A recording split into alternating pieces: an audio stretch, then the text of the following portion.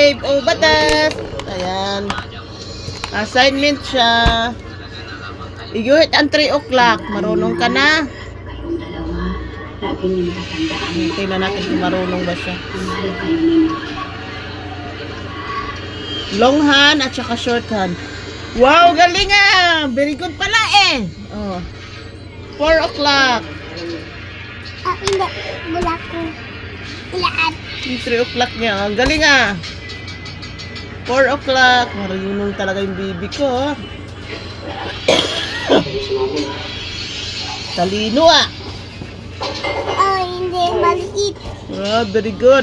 Short hand yung long hand yung doon sa nagpindot. Ato. Wow, very good. 4 o'clock. Ayun, 4 o'clock. Wow, very good.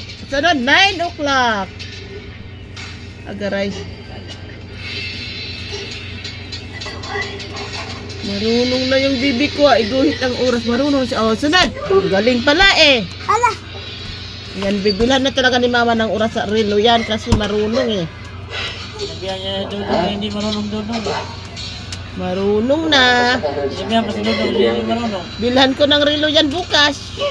Ah, may lilok na? Kasi marunong punta ako palengke. Wow! Bao. Dalawa.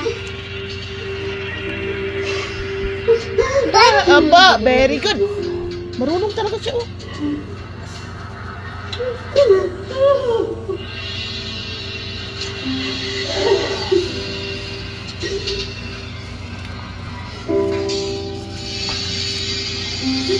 Ang bilis.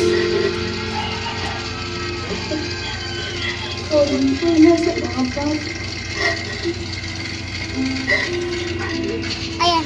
Yung 11, short hand, wag long hand. Okay, alam ko na. Opo, oh, ay alam mo pala, sorry. Oh. Yan, very good.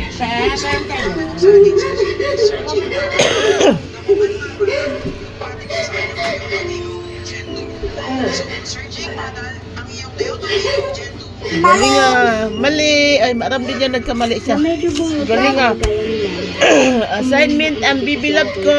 Ayan, galing siya. Iguhit ang kamay ng orasan. Ayan guys, magaling ng bibilab ko. Ready mag-grade 1 na buyak. Ma.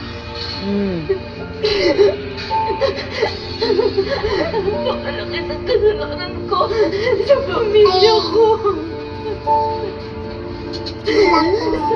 Yan, mabilhanan na ni mama ng relo. Kay marunong na.